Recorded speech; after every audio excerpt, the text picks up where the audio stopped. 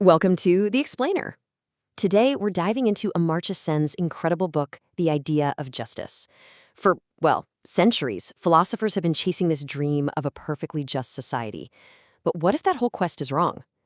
Sen offers a completely different way to think about justice. Not as some far-off ideal, but as a real, practical tool to make our world better, right here and right now. Okay, so let's get right into it with this simple but kind of brilliant puzzle that Senna brings up. Picture this: 3 kids and only 1 flute. They all want it, and importantly, they all have a pretty good reason. So the question is, who should get it? First up, we've got Anne. She's the only one who can actually play the flute, so her argument is, hey, give it to me, and you'll get to hear beautiful music. It'll create the most happiness and enjoyment. This is a classic utilitarian argument, right? The greatest good for the greatest number. Then there's Bob. He's coming from a totally different angle. He's the poorest of the 3, doesn't have any other toys to play with. His claim is all about economic fairness. Give him the flute, and you close the gap, even just a little, between the haves and the have-nots.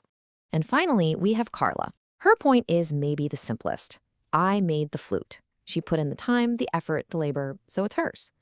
This is straight out of libertarian thought, the idea that you're entitled to the fruits of your own work. So, who's right?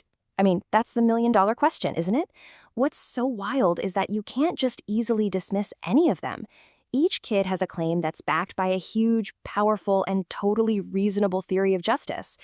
And that is exactly Sen's point. There's no single, simple, correct answer here. And that little puzzle with the flute, it's the perfect setup for Sen's main argument. He basically suggests that for centuries, Western philosophy has been obsessed with one particular path to justice, and maybe it's not the right one. He splits the whole thing into 2 big ideas. First, there's what he calls transcendental justice. Think of this as the quest to design the perfect utopian society from the ground up. But Sen champions a different approach he calls comparative justice. This one is way more practical. It's about looking at the world as it actually is and asking a much simpler question. How can we make things better? Now, to really make this idea click, Sen brings in 2 incredibly useful concepts from ancient Indian philosophy. Okay, so you've got Niti and Nyaya.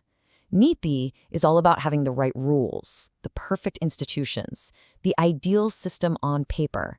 But Nyaya is about realized justice. It's about what actually happens in people's lives. And this is a huge deal for Sen. He says you can have perfect Niti, flawless rules, but still have a world full of obvious injustice.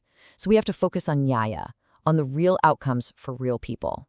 And he has this fantastic analogy to explain it.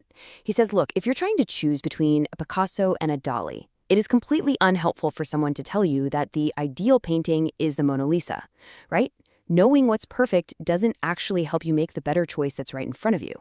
All right, so if we're giving up on the search for a perfect blueprint, then how do we decide? How do we figure out which choice will actually make the world less unjust?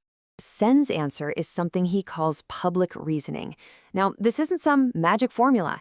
It's a messy, ongoing, and vital process of open discussion. It means we have to seriously challenge our own gut feelings and biases, try to see the world from other perspectives, and, this is crucial, actively bring in voices and experiences from way outside our own little bubble. And let's be clear, this isn't about giving up on reason. It's actually the opposite. It's about using reason in a much smarter, more humble way. When we're up against these huge, complicated problems, the answer isn't to fall back on blind faith or emotional reactions. The only way forward is through more and better reasoning. Okay, so let's bring this all back down to earth. What's the real-world payoff here? Why is shifting our focus from the perfect to just the better so important? Well, first, it gets us unstuck. It frees us from what you could call paralysis by perfection. You know that trap, where we spend all our energy debating what a flawless utopia would look like, and in the end, we do absolutely nothing. And this is really where Sen's idea hits home. It empowers us to stop just dreaming about a perfect world and to start actually working on the very real, very tangible problems that we see every single day. So justice stops being this abstract philosophical thing and becomes a set of really practical questions. We can ask, will this specific policy reduce hunger?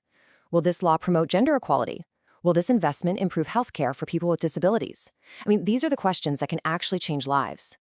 So the big takeaway is this. Progress isn't some single giant leap to a perfect finish line. It's a continuous process. It's about removing the clear, obvious injustices, one by one, step by step, making the world demonstrably better for the people who are actually living in it.